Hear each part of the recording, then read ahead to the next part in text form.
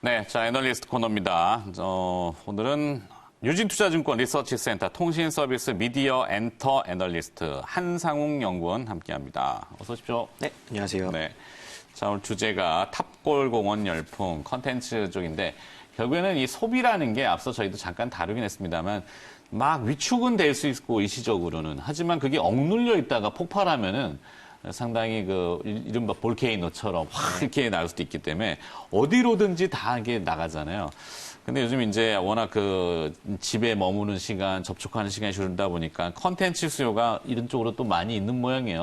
근데 사실 그렇죠. 뭐 컨텐츠 수요 집에 있기 때문에 보게 되는 것들, 뭐 TV를 많이 보실 거고요, 당연히. 네. 영화관 같은 경우에 오히려 가지 않기 때문에 줄었지만 사실 컨텐츠라는 측면에서 본다면 오히려 집에서 소비하는 게 늘어났기 때문에 전체 총량 자체는 줄어들지 않았다라고 볼 수 있지 않을까 생각되네요. 맞아요. 컨텐츠 자체는 존재하는데 소비하는 방법이 조금 변화됐을 뿐이지. 네, 맞습니다. 그렇죠?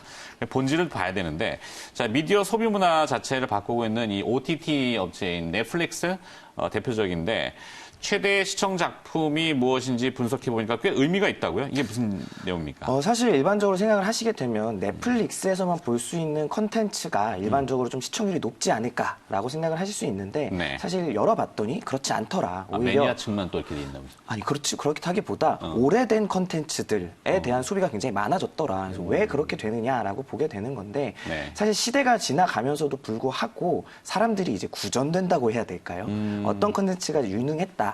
혹은 그 장면들이 다른 장면에서 또 오마주처럼 보이더라. 이렇게 되다 보니까 오히려 더 오래된 컨텐츠에 대한 수요가 줄어들지 않고 있다라는 거고요. 넷플릭스 밝힌 걸 보게 되면은 우리나라에서도 잘 알려져 있는 컨텐츠죠. 프렌즈라는 작품이 상위에 랭크돼 있다라고 밝혔습니다. 네. 이 과거 작품, 94년도 작품이네요. 네, 맞습니다. 저는 뭐 거의 기억이 없는 작품이죠. 제가 이제 대학, 군대 갔다 왔을 때네. 네. 가시죠. 네. 그래서 이제 일반적으로 컨텐츠들이 과연 이게 좀 최신의 컨텐츠들만 필요하냐라는 부분보다는 웰메이드 작품이라고 할 수 있는 부분들에 대해서 우리가 좀 봐야 되고요. 사실 우리나라의 컨텐츠들이 갖고 있는 단점이라고 볼 수 있는 부분을 보게 되면 소위 말해서 시청률만을 원하다 보니까 네. 막장의 소재들을 다루는 부분들이 좀 있었던 게 한계로 지적이 된 부분도 있었습니다. 그렇죠. 그렇기 때문에 단순하게 일시적인 시청률을 위한 컨텐츠보다는 장기적으로 사람들의 관심을 끌 수 있는 컨텐츠를 만들려는 노력이 필요할 거고요. 그런 측면에서 보게 된다고 하면 한국 컨텐츠가 갖고 있는 영향력 자체가 단기적으로 끝나는 게 아니라 장기적으로 끌고 갈 수 있는 부분으로 좀 볼 수 있을 것 같습니다. 살아있다. 이 얘기네. 네, 맞습니다. 영화를 봤던 걸 또 본다고 저희 집사람은 매달 그래요. 근데 볼 때마다 새로운 놓쳤던 부분들이 보이잖아요. 네, 맞습니다. 그러니까 이게 이제 리뉴얼하고 리바이벌하고 하는 것들, 차트 역주행 뭐 이렇게 된 것 같은데. 네, 맞습니다. 자, 국내에서도 진작부터 이 온라인 탑골공원이라는 표현들이 나옵니다. 탑골공원이 이제 노년층이 모이는 거죠. 많이 계셔서 그런 표현이 네, 있는 것 같은데 맞습니다. 상징성으로 네, 나쁜 그렇게 의미는 아닌 것 표현했습니다. 같고. 네, 맞습니다. 그래서 이게 어느 정도입니까? 사실 유튜브를 통해 가지고 온라인 탑골공원의 인기가 좀 끌었었는데요. 어떤 부분이었냐면은 사실 90년대 네. 인기가요를 들을 유튜브를 통해 가지고 계속적으로 이제 플레이를 해주게 된 거죠. 그런 네. 부분들이 사람들에게 관심과 흥미를 끌었던 것입니다. 단순하게 컨텐츠를 소비하는 것에서 끝나는 게 아니라 이게 플랫폼의 변화까지도 좀 주목을 해서 봐야 되는데 유튜브라는 플랫폼을 통해 가지고 이런 것들을 시청하는 사람들이 단순하게 컨텐츠를 소비하는 것뿐만 아니라 대화를 서로 하면서 과거의 회상 그리고 추억을 이제 떠올리게 되는 것들을 하게 되면서 굉장히 선풍적인 인기를 끌었고요. 단순하게 온라인만을 보는 게 아니라 사실 지금 방송 매체에서도 과거의 가수들을 소환한다거나 네. 과거에 인기가 있었던 뭐 연예인들이 다시 활동을 재개하는 등 어떻게 보면은 과거에 인기를 있었던 그런 컨텐츠들이 다시 소비되고 있는 환경이 좀 조성됐다라고 볼 수 있습니다. 네, 새로운 문화가 또 형성이 되는군요. 자, 그러면 이렇게 예전 콘텐츠가 인기 있는 것은 OTT 플랫폼의 특성 때문이기도 하겠죠? 네, 가장 중요한 부분입니다. 과거에는 OTT 플랫폼이 없을 때에는 우리가 옛날의 콘텐츠를 다시 보고 싶다, 혹은 재방송을 보고 싶다라고 한다면 방송 매체에서 재방송을 해주기 전까지는 사실상 볼 수 있는 방법이 없었죠. 그렇죠. 그렇기 때문에 선택적으로 콘텐츠를 소비할 수 없는 환경이었습니다. 그럼에도 불구하고 지금 같은 경우에는 OTT라는 환경이 조성이 됐기 때문에 사람들이 원하는 콘텐츠를 손쉽게 선택해서 소비할 수 있는 환경이 된 거고요.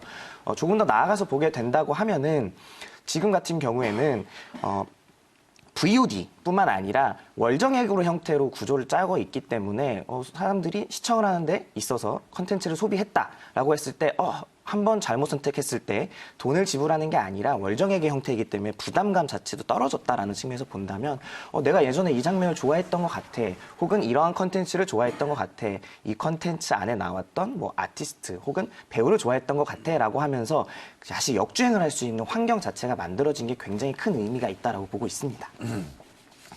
네. 자, 요맘때 되면 제가 목이 잠겨요. 저도 목을 2시간 쓰다 보니까.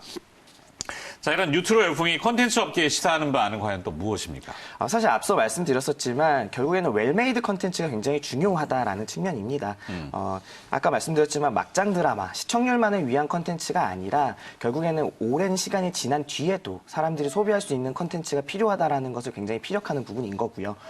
조금 더 나아가서 보게 된다고 하면은 사람들이 이 장면들은 꼭 기억해야 되는 장면이다라고 하는 부분에서 보게 되면 어떻게 보면 또 연출의 중요성 혹은 대사의 중요성도 필요한 부분들이 있는 거죠. 그리고 더 나아가서 보게 된다면은 무형의 IP의 가치가 정말도 무궁무진하고 그 가치의 중요성을 다시 한번 부각시킬 수 있는 부분이라고 생각이 듭니다. 네.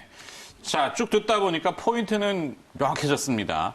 결국에는 이 생산이나 소비하는 기업 입장에서 보면은 특히 이제 식품업체는 재고, 그리고 유통기한 뭐 이런 게 있잖아요. 네, 맞습니다. IT도 유행 네. 이런 것들이 있는데 컨텐츠는 유통기한이 없네요. 사실 맞습니다. 리바이벌하고 리메이크도 있고요. 또 유행도 다시 반복되고. 네, 맞습니다. 과거에 보면은 이 컨텐츠 제조하는 엔터테인먼트 회사들의 단점이 흥행을 못한 것들은 뒤로 밀어놔가지고 재무적으로 보면은 막 믹싱을 해가지고 이게 파악이 안 됐거든요. 근데 그걸 또 다시 꺼내가지고 수익성으로 연결한다면 다시 주목받을 수 있다. 이게 저는 포인트 같은데. 네, 가장 중요한 포인트입니다. 그러네요. 예. 자, 그럼 기업을 봐야 되겠죠. 뭐 대표적인 업체죠. 네. 스튜디오 드래곤. 스튜디오 드래곤, 네, 일단 스튜디오 드래곤부터 보게 되면 일단 4분기 실적에 대한 부분들을 간략하게 좀 말씀을 드려야 될 것 같습니다.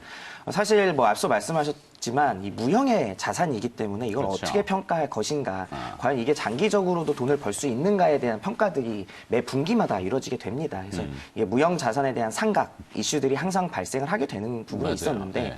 잘 사실 벌었다고 싶으면은 과거에 손실난 거 상각을 딱 시켜버리고. 맞습니다.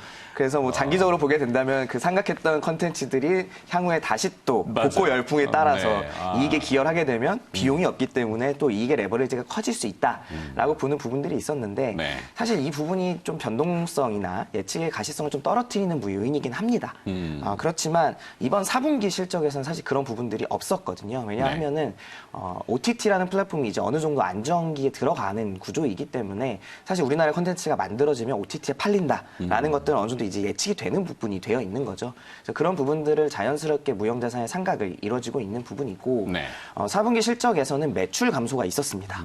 가장 큰 요인은 대작 작품이었던 사랑의 불시착이 사실 많이 기여를 하지 못했던 부분이 있었고 지금은 그렇지만 또 몇 년 후엔 달라질 수도 있고. 네, 맞습니다. 네. 그래서 이게 몇 회가 과연 이번 분기에 인식이 될 수 있느냐가 사실 관건이 됐기 때문에 이 부분에 있어서 매출이 감소하면서 이익이 감소했던 부분이 있었고요.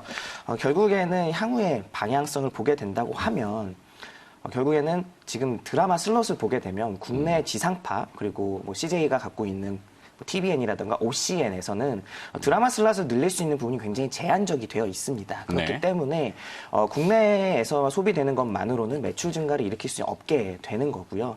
결국에는 해외 진출을 어떻게 하느냐가 스튜디오 드래곤의 향후 성장성을 이제 좌우할 가장 큰 키가 될 것으로 보고 있습니다. 그러네요. 그럼 결국에는 이 글로벌 합작, 드라마 공동 제작, 네. 뭐 지금이야 이제 바이러스 때문에 기생충이 죽고 바이러스 때문에 죽었다. 이건 또 웃긴데. 극장에 간 사람이 줄어든 거죠. 그러니까요. 하지만 어느 순간 지나고 나면은 활발하게 우리가 이겨낸 이 극복의 이것도 하나의 영화 같은 스토리 아니겠습니까? 우리는 무궁무진한 컨텐츠를 가지고 있는 것 같아요. 네, 뭐 맞습니다. 주식시장도 다이나믹하고 드라마틱하고 뭐 난립니다.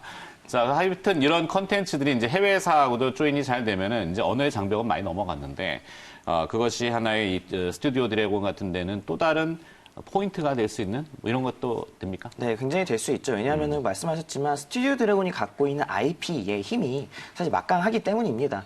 단순하게 막장 드라마를 만들지 않았다라는 거고요. 웰메이드 작품이라고 평가받는 작품들이 굉장히 많습니다.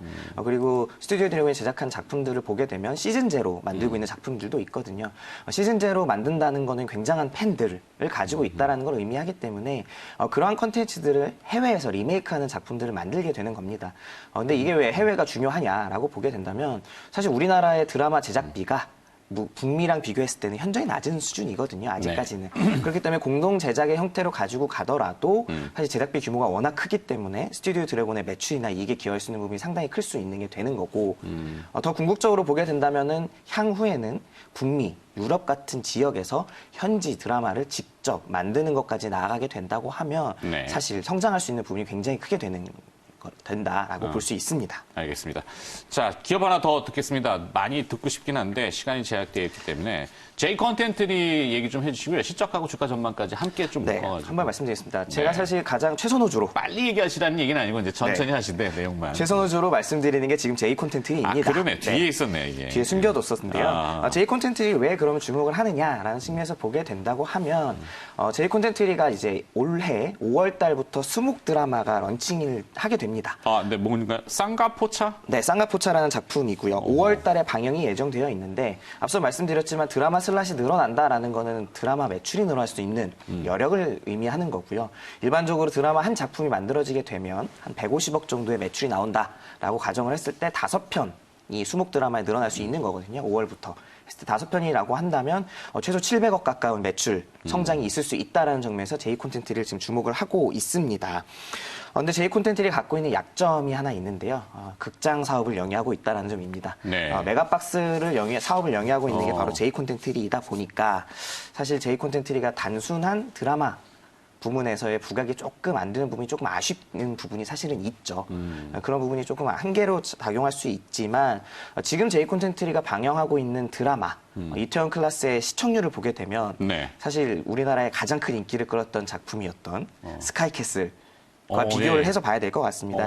스카이캐슬의 최대 시청률이 24% 정도가 나왔었고요. 그래요? 네, 10회까지 지금 이태원 클래스가 방영된 시점에서 비교를 해보게 되면 이태원 클래스의 10회차의 시청률이 14.8% 그리고 스카이캐슬이 11.3%였습니다. 저희 프로그램하고 비슷하네요, 시청률이. 네, 맞습니다. 그렇기 때문에 결국엔 시청률이 굉장히 높다라는 건 컨텐츠가 잘 만들어졌다라는 거, 그리고 인지도가 높다라는 거, 네. 인기가 많다라는 걸 의미하고 있기 때문에 J 콘텐츠의 컨텐츠 제작 역량이 굉장히 부각되고 있다라고 좀 볼 수 있을 것 같고요. 1분기 같은 경우에는 극장이 부진하기 때문에 사실 실적은 조금 슬로우할 것으로 보이지만 네. 앞서 5월 달부터 드라마 슬롯이 늘어난다라고 말씀드렸고 만약에 코로나19 사태가 조금 안정화가 되면서 극장이 다시 안정기를 들어간다라고 한다면 2분기부터는 굉장히 성장률이 높게 나타날 수 있다라는 측면에서 J 콘텐츠리 올해 굉장히 주목해야 되는 종목으로 말씀을 드리고 있습니다. 네, 탑라인으로 탑픽 기업으로 J 컨텐츠에 대한 이야기를 해주셨습니다. 이제 미디어 환경이 주류대로 받는 환경에서 내가 선택적으로 시간을 돌려가지고 초이스를 할 수 있는 환경으로 변화됐다. 이게 오늘 포인트네요. 네, 맞습니다. 네, 참 말씀 잘 들었고요. 유진투자증권 리서치센터 통신미디어 애널리스트 한상욱 연구원이었습니다. 오늘 고맙습니다. 네, 감사합니다. 네.